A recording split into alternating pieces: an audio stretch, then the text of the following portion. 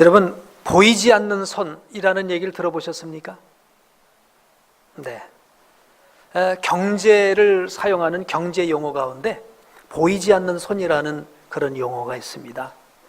뭐냐면 자율 경쟁 체제 안에서 자율 경쟁이 공정하게만 이루어진다면 그 나름의 그 자율 경쟁이 보이지 않는 힘과 손이 되어서 이 세상에 경제 질서를 세워간다.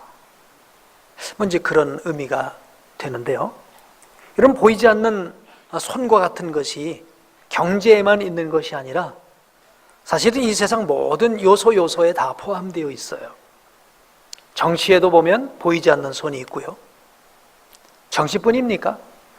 그 외에 여러 가지 문화, 예술, 또 종교, 사상 여러 가지 분야에 이렇게 보이지 않는 손은 정말 보이지 않게 은밀하게 일들을 하고 역사를 하고 있는 것이죠.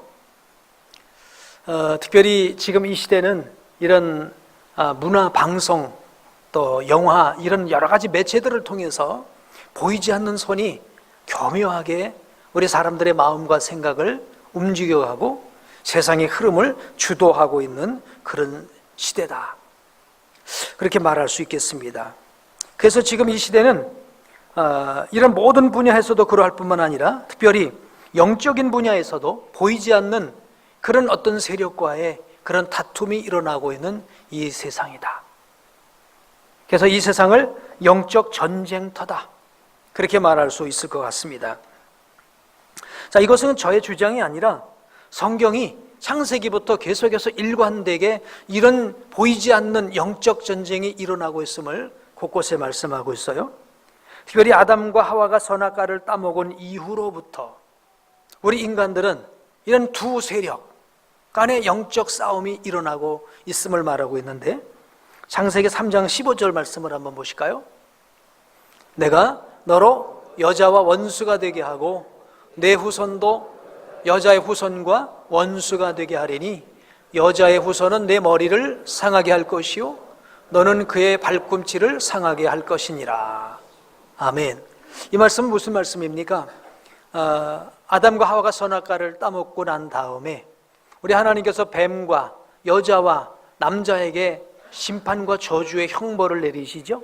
그런데 오늘 이 말씀은 뱀에게 내린 그런 형벌입니다. 여자의 후손과 원수가 되게 한다는 거예요. 여자의 후손이 뱀의 머리, 너의 머리를 밟을 것이고, 그러니까 그 여자의 후손은 누구를 얘기합니까? 예수 그리스도이시죠. 우리 모든 인생들은 다 남자의 후손이죠. 예수 그리스도만 유일하신 여자의 후손인 줄로 믿습니다. 그래서 그 여자의 후손 대신 예수 그리스도께서 오셔서 뱀의 머리를, 사단의 세력을 밟아버릴 거라고 하셨어요.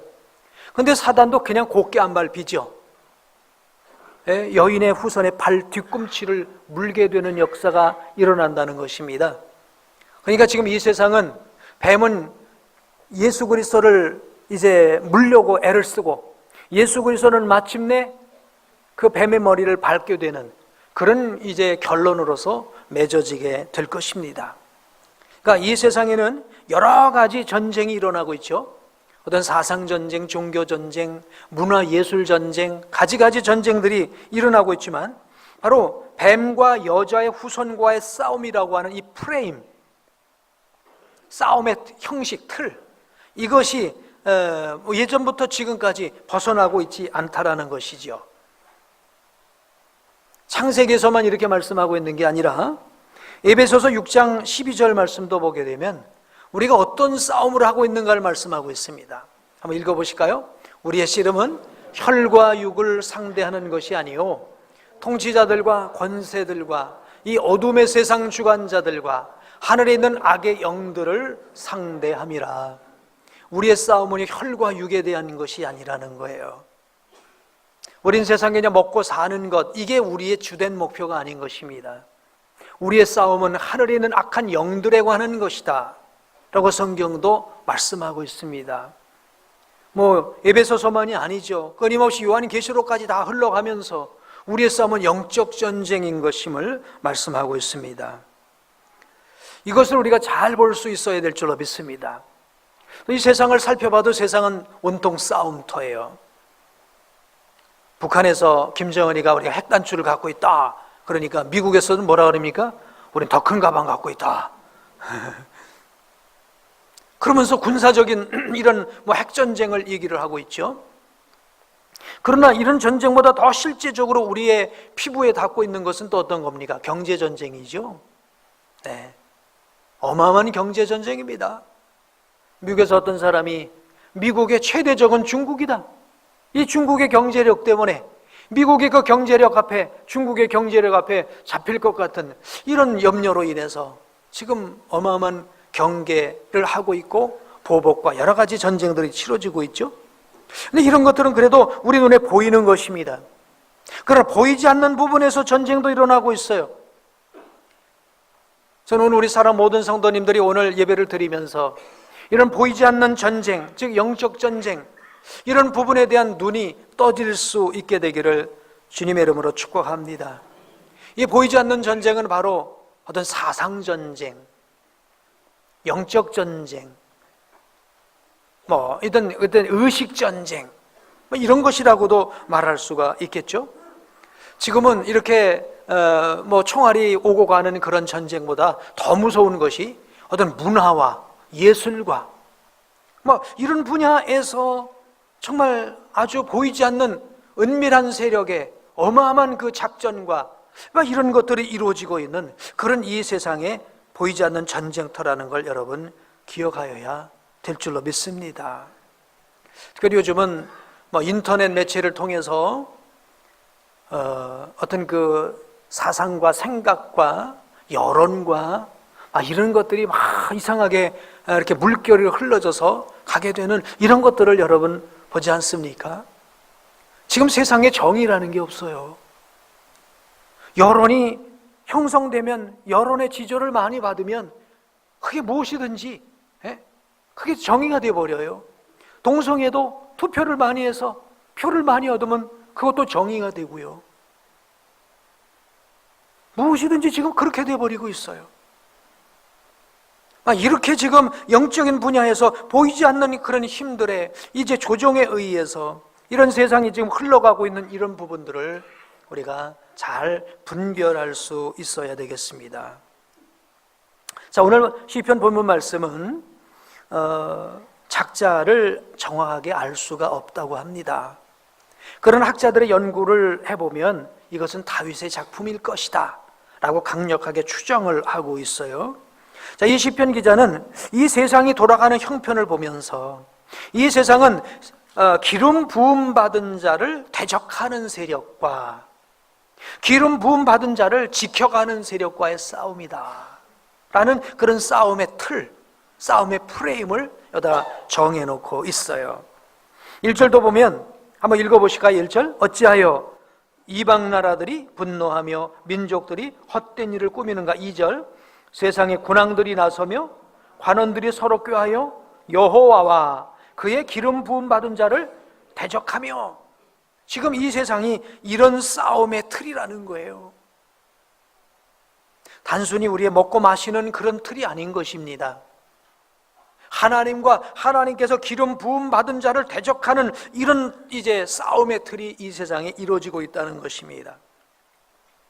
자, 이 말씀은 역사적으로 또 직접적으로 생각을 해보면 하나님께서 여러 이제 시대 사람들을 지나서 하나님께서 택한 왕, 장차 오실 예수 그리스도의 모형되는 다윗을 이스라엘의 통일 왕국의 왕으로 세우시고 난 다음에 그 다윗이 보니 그 주변 국가가 다 하나님이 세운 이 나라를 적대하고 있는 거예요.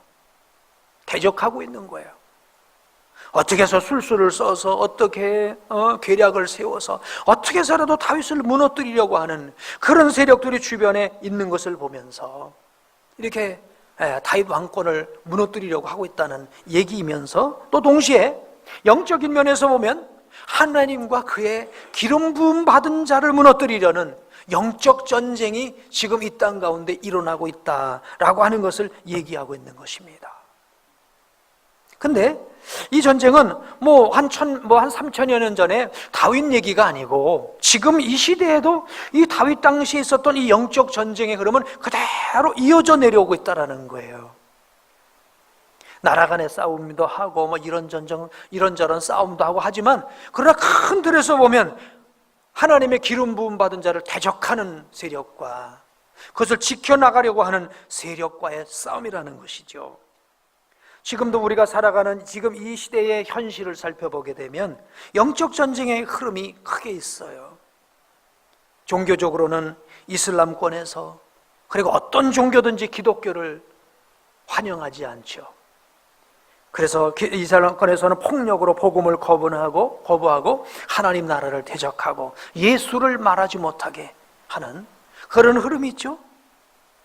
공산권에서는 어떻습니까? 제도를 통해서 전도할 수 없도록, 복음을 전할 수 없도록 또 이렇게 법적으로 공산화를 시켜서 하나님의 나라를 지금 대적하고 있죠. 그럼 민주국가에서는 어떻습니까? 우리 서양에서는 선진 이제 국가에서는 합리주의 사상과 여러 가지 교묘한 철학들이 바탕이 되어서 하나님을 부정하고 하나님의 권위 또 복음이라고 하는 것을 송두리째 아예 빼버리려고 하는 이런 역사들이 지금 이 선진국 안에서는 지식인들을 통해서 또 사람이 좋아하는 그런 의식들을 통해서 그렇게 흘러가고 있지 않습니까? 참 이런 것을 보게 되면 이 악한 사단은 꼭 총과 칼로만 싸우는 것이 아니라 이런 사람의 의식, 사상 이런 것들을 교묘하게 사람이 좋아하는 방법으로 이끌어가서 하나님 나라를 대적하게 만드는 것이죠. 우리나라도 이제 선진 국가요, 또 서방의 그런 문물들이 들어오다 보니까 지금 오늘 우리나라에도 심각한 사실 이런 영적 전쟁의 상황이 벌어지고 있어요. 여러 가지 상황들이 있지만 그 가운데 한 가지를 얘기해 본다면 평등주의, 어떤 전략이 아닌가 싶어요. 우리가 생각하면 평등, 그럼 좋다. 남녀 간의 평등, 그리고 부자와 가난한 사람들의 평등, 부자는 2표 주고 가난한 자에게는 1표 주고 그런 거 아니잖아요. 모두에게 똑같이 1표씩 선거권을 주니까 평등. 그러니까 평등이라는 건 참 좋은 의미가 되겠죠. 그런데 이런 것을 통해서 또 교묘한 하나의 전략들을 만들어가는 것입니다. 하나의 선거에서만 평등이 아니라 이걸 모든 분야의 평등이라고 하는 것으로 적용을 해나가는데, 특별히 이제 성평등이라고 하는 그런 이제 주장들을 하게 되죠. 성평등은 남자나 여자나 똑같은 인격체입니다. 그런 얘기가 아닙니다. 여기서 말하는 성평등이라고 하는 것은 조금 뚜껑을 열고 들어가 보면 동성애도 죄가 아니라는 것입니다. 동성애가 전혀 잘못이 아니라는 거예요. 그래서 동성애를 합법화 시켜놓는 그런 평등이 바로 이런 성평등이라고 하는, 그리고 성평등이 전에 평등이라고 하는 그런 어떤 의식으로서 그들이 만들어가고자 하는 어떤 일들을 만들어가고 있죠. 이런 전략 아래 미국이나 유럽은 이미 벌써 성평등법이 제정이 됐고, 그래서 그 나라에서는 부모가 자녀에게도 이제 동성애가 잘못이라는 말을 가르칠 수가 없어요. 이런 상황으로 만들어가는 것입니다. 이게 바로 보이지 않는 악한 세력들이 오래전부터 전략을 세워가면서 이런 일들을 이뤄가고 있는 겁니다. 우리나라도 전 정부에서도 성평등법 이것을 제정하려고 하다가 기독교의 강한 그 도전, 이것에 의해 저항에 의해서 그것이 이제 무산이 됐지 않습니까? 이제 새 정부를 들어서는 성평등법을 더욱더 노골적으로 강력하게 지금 이렇게 통과시키려고 합법화하려고 시도하고 있는 이런 모습을 볼 수가 있어요. 자, 그런데 우리가 성평등만 합법화되면 그걸로 끝나냐? 이게 또 다시 종교평등으로 이어집니다. 또 종교평등이라는 것도요, 여러분 말 듣기는 다 좋습니다. 그러나 이 종교평등이라는 말이 그 속에 아주 엄한 위험 요소가 있는 거예요. 어떤 요소가 있냐? 만약 우리가 아니면 또 우리가 누구 안 믿는 사람에게 가서 말하는 것도 그렇지만, 우리가 우리 자녀에게 예수 믿으라고 권면을 해도 그 자녀에게 그렇게 예수 믿으라고 말할 권리가 없는 거예요. 왜? 그 아이는 그 아이대로 믿을 권리가 있기 때문에. 또 우리가 타종교인에게 예수 믿으라고 전도하면 그 타종교를 그 종교적으로 열등한 종교라고 생각하기 때문에 우리가 나은 종교인 우리가 복음을 전한다고 생각하니까 이것도 그들을 무시하는 처사가 되죠. 한마디로 말하면 예수 복음을 누구에게도 전하지 못하게 만드는 이런 것들이 또 종교 평등법인 겁니다. 그러니까 이런 평등이라고 하는 이런 것을 가지고 은연중에 좋은 이념처럼 보여지지만 이것을 통해서 우리 사람들의 이제 생각들을 하나님을 대적하는, 성경이 말씀하고 있는 그 옳고 그름이라고 하는 그 기준을 완전히 무셔버리는, 완전히 없애버리는 그런 쪽으로 끌어나가고 있는 것이죠. 자, 이렇게 모든 것들이 이런 기준들이 끼어지게 되면요, 세상엔 죄가 없어요. 그렇죠? 기준이 무너질 때는요, 죄라는 것도 없어지는 것입니다. 여러분, 주교도 죄가 아니에요. 동성애도 죄가 아니에요. 우상도 죄가 아니에요. 그 어떤 것도 죄가 되질 않아요. 왜? 이런 평등이라고 하는 이런 것을 통해서 교묘한 어떤 이제 그 사상의 흐름이 결국 이렇게 만들어서 하나님의 말씀을 대적하고 하나님이 주신 말씀을 아예 자체를 부정하는 근본을 파헤쳐버리는 그런 이제 일들이 지금 이 땅 가운데 일어나고 있다라는 사실입니다. 자, 이런 것들을 교회가 강력하게 반대하니까 또 이런 세력들은요, 조직적으로 교회를 약화시키고 교회를 굴복시키려고 하기 위해서 아주 암암리에 이렇게 활동을 하고 있는 것이 바로 또 지금 우리가 보이지 않는 그런 전쟁의 한 세력인 거예요. 최근에 그래도 참 감사한 거는 어떤 한 분이 종교자유연구소라고 하는 곳을 통해서 어떻게 하면 이 기독교를 말살시킬까? 어떻게 하면 이 교회 문을 닫게 만들까? 특별히 교회에도 영향력 있는 이런 목회자들을 어떻게 하면 다 끌어내릴까? 라고 하는 그런 것을 아주 치밀하게 연구를 했다라고 그래요. 근데 그런 분이 이제 거기서 이제 회개하고, 불교 집안에서 태어난 사람인데 회개하고 예수를 믿고 회심을 하면서 제가 옛날에 했던 일이, 연구했던 일이, 돈 받고 연구했던 일이 바로 어떻게 하면 이 기독교 세력을 무너뜨릴 것인가. 근데 뭐 교회는 막 핍박을 해서는 안 되거든요. 그냥 무조건 잡아서 가둔다고 이게 되는 게 아니거든요. 그러니까 고단히 전략을 쓴 거예요. 성평등을 통해서 여론의 지지를 받고, 종교 평등을 통해서 여론의 지지를 받고, 여론의 지지를 받는 가운데 교회는 지지를 못 받으니까 결국 그 힘을 무력화시키고 목회자와 교회를 부정한 부패한 세력으로 여론몰이를 하고, 지금 그렇잖아요. 이렇게 인터넷이나 이런 곳에 SNS를 하는 곳에 보십시오. 어떤 곳에 한 글자가 쓰면 그냥 몇천 그냥 뭐 문자가 막 그냥 쏟아지는 그런 경우도 있는가 하면, 그렇지 않습니까? 말 한마디 잘못하면요, 이 문자 테러를 당하는 그런 시대가 되잖아요. 특별히 기독교를 핍박하고 또 이렇게 무시하고 하는 이런 쪽에는 어마어마한 문자 폭탄이 떨어집니다. 그러면서 여론을 이런 쪽으로 이렇게 흘러가게 만들어서 결국은 교회와 교역자의 힘을 무기력하게 만드는 것이죠. 그러나 그게 목적이 아닌 거예요. 이렇게 돼서 교회와 교역자가 무기력하게 되어지게 될 때 그들은 여론을 통해 얻고 그들이 원하는 법안을 만들게 되겠죠.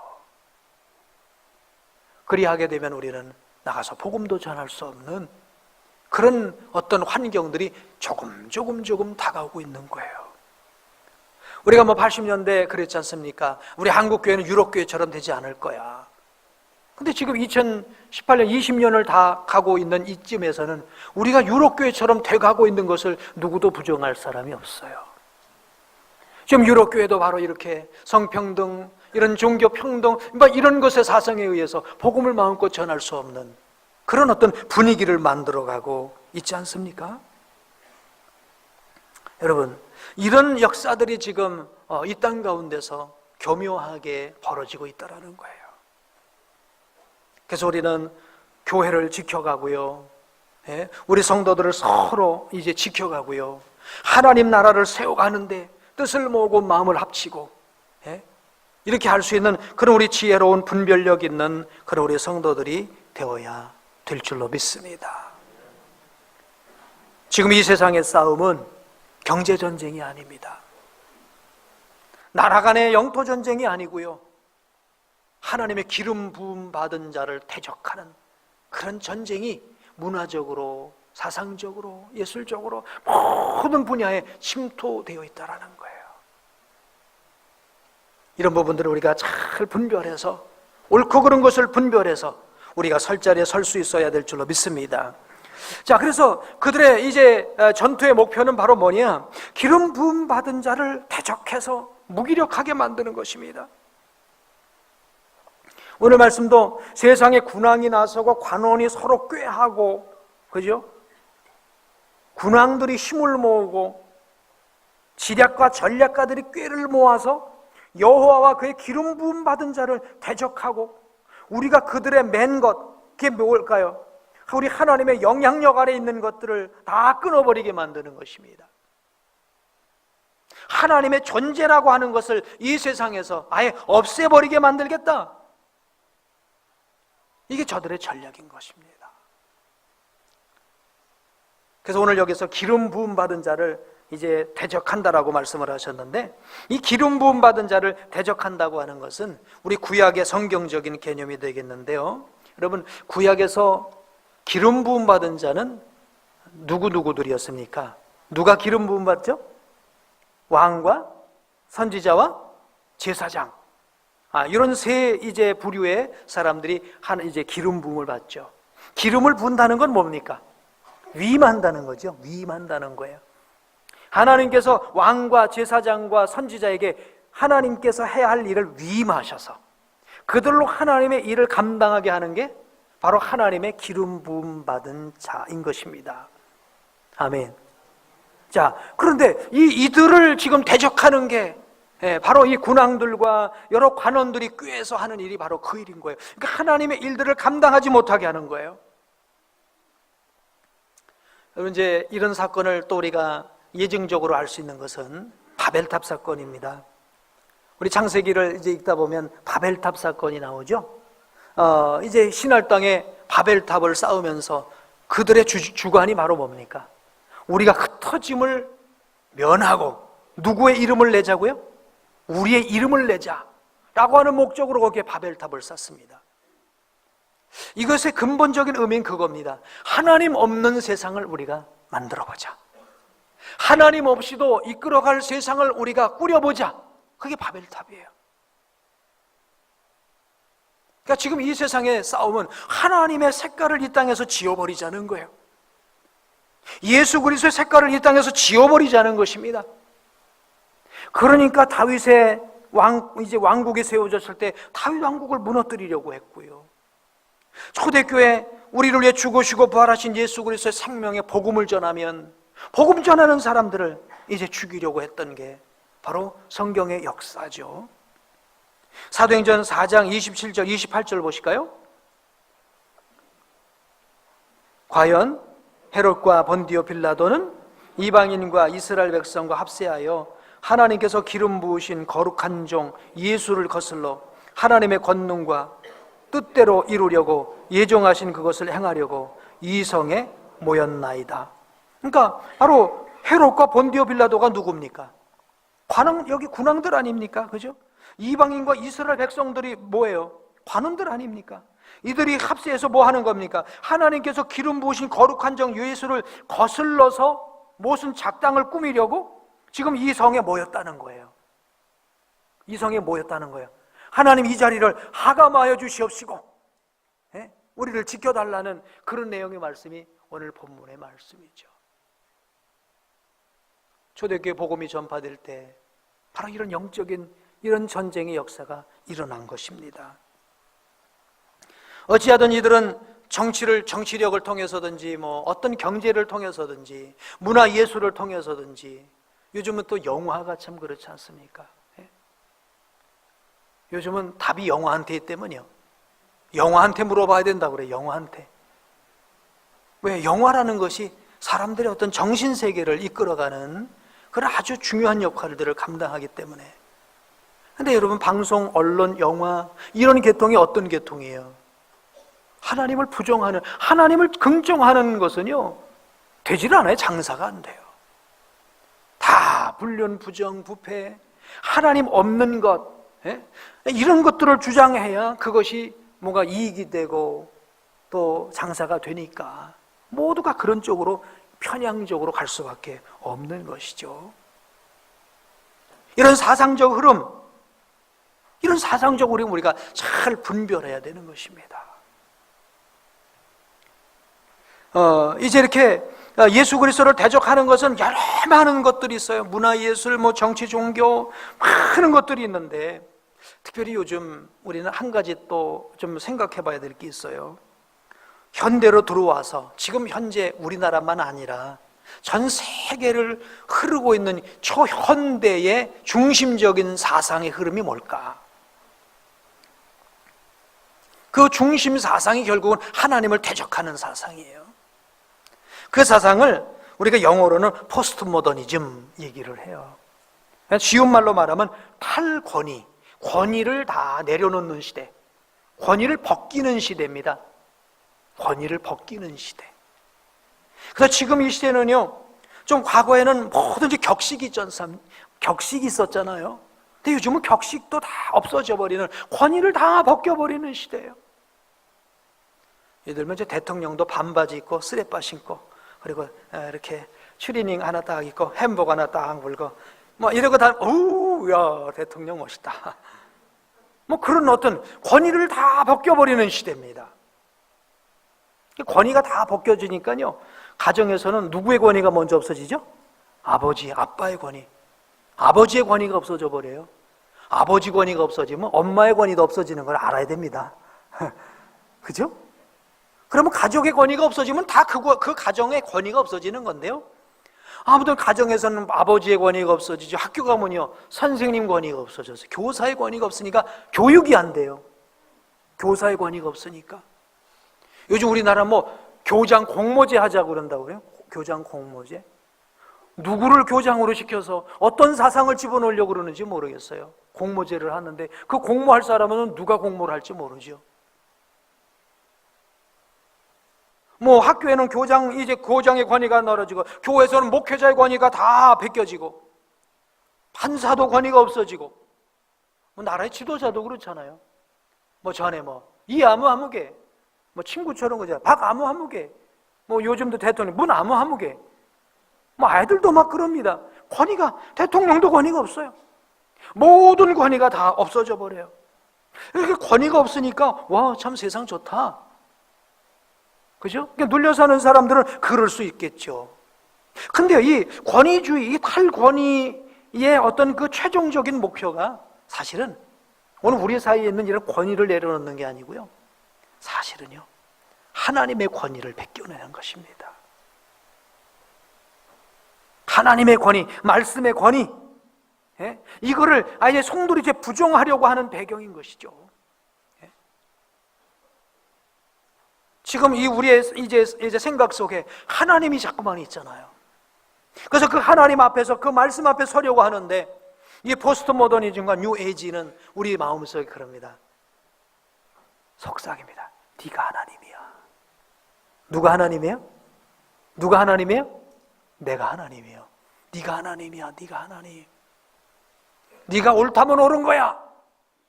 네가 옳다면 옳은 거고, 내가 하는 게 정의야. 네가 하고 싶은 대로 해. 그럼 뭐예요? 하나님은 내 생각 속에 있어요, 없어요? 없어요. 내가 하고 싶은 게 옳은 것이니까. 우리 하나님의 말씀이 가라면 가고 서라면 서야 되는 것인데, 그러니까 하나님의 권위를 없애버리는 거예요. 또 이 모든 권위를 없애버리는 것 가운데는 복음의 권위도 없애버리는 거예요. 여러분, 오늘 우리는 유일한 복음, 아멘, 이거 전하는 줄로 믿습니다. 이 땅에 나를 위해 죽으시고 부활하신, 그리고 다시 승천하셔서 하나님 나라로 가신 분은 어느 종교 창시자 가운데도 예수 그리스도 한 분밖에 없는 줄로 믿습니다. 그래서 우리는요, 기독교는 이것 때문에 몰매 맞아요. 왜? 우리만 구원받는다고 하니까, 예수 그리스도만 구원이시라고 하니까. 그렇죠. 오직 이 중에서도 간혹을 나도 그 부분이 좀 찜찜해, 그런 분이 있을 거예요. 그러나 아무리 세상에 남자가 많아도 우리 아버지는 한 분밖에 없어요. 낳아주신 분은 한 분밖에 없는 거예요. 그렇죠? 이 남자도 저 남자도 우리 아버지가 아니에요. 내 아버지는 한 분이에요. 마찬가지로 어느 누구도, 그렇죠? 어느 누구도 나를 위해 죽어주시고 나를 위해 다시 살아나신 분은 아무도 안 계세요. 그러니까 우리는 몰매를 맞아도 욕을 먹어도 오직 예수 말할 수밖에 없는 줄로 믿습니다. 근데 예수 권위가 딱 없어져 버리면 어떻게 됩니까? 예수도 구원이고 이만희도 구원이고, 예? 또 누구도 구원을 해야 되나요? 다 구원이 다 구원. 무당도 구원, 다 구원 받는 거예요. 어디든지 다. 어디나 구원이죠. 왜? 평등이니까. 예수 권위가 떨어지니까 예수는 그냥 일반 저 무당하고 똑같은 거예요. 그냥. 뭔 얘기? 이게 그래서 권위시대, 권위를 이렇게 탈권위한다라고 하는 게요, 그 속에 이런 음흉한 전략들이 포함되어 있다라는 거예요. 그런 이 시대이기 때문에 복음이 힘있게 더욱더 전해지지 않고 있어요. 그래서 우리는 성령의 도우심이 더 그 어느 때보다도 필요한 줄로 믿습니다.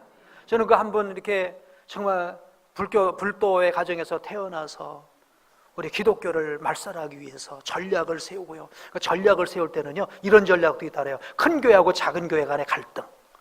그 작은 교회는 큰 교회가 좀 싫잖아요. 그러니까 막 또 작은 교회 목사님, 큰 교회 목사님 비난하고, 막 이런 작은 교회, 우리 뭐 노노 갈등, 남남 갈등 뭐 이런 거 있지 않습니까? 그런 것처럼 교회 간의 갈등을 일으켜서 교회끼리 분열하고 싸우게 만들고 하나 되지 못하게 만들고, 막 이런 전략도 세웠다는 거예요. 어찌하든지 그래서 교회가 힘을 잃어버리게 만드는,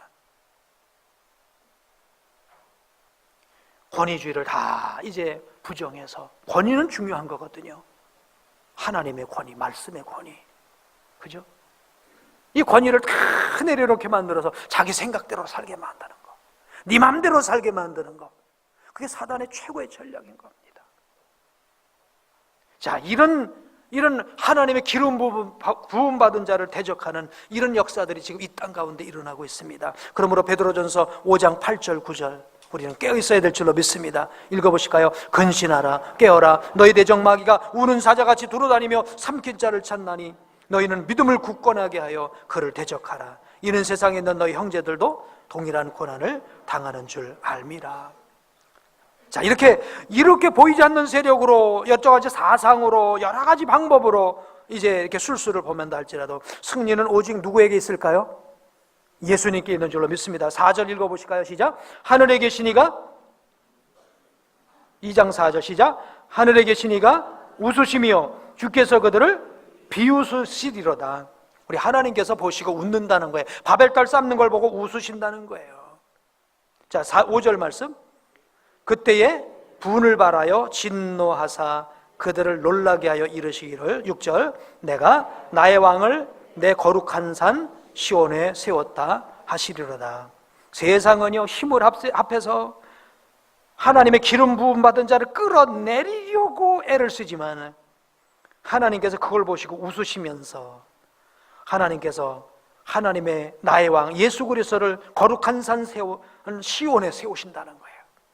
세상이 아무리 복음의 권위를, 말씀의 권위를, 하나님의 권위를 땅바닥으로 끌어내리려고 할지라도 누가 세워주세요? 하나님이 세워주세요. 요한계시록 18장 2절 말씀에 이런 말씀이 있습니다. 시작. 힘찬 음성으로 외쳐 이르되 무너졌도다 무너졌도다 큰 성 바벨론이요 귀신의 처소와 각종 더러운 영이 모이는 곳과 각종 더럽고 가증한 새들이 모이는 것이 되었도다. 지금 이 세상이 바벨론입니다. 귀신의 처소에 각종 더러운 영이 모이는 곳이에요. 각종 더러운 새들, 이런 사상과 이런 것들이 모이는 곳이었어요. 절대 안 무너질 거라고 그랬어요. 한순간에 무너졌어요. 여러분, 흔들림 없이 복음 붙잡고 주님 말씀 의지해서 승리하는 우리 성도님 되시기 주의 이름으로 축복합니다.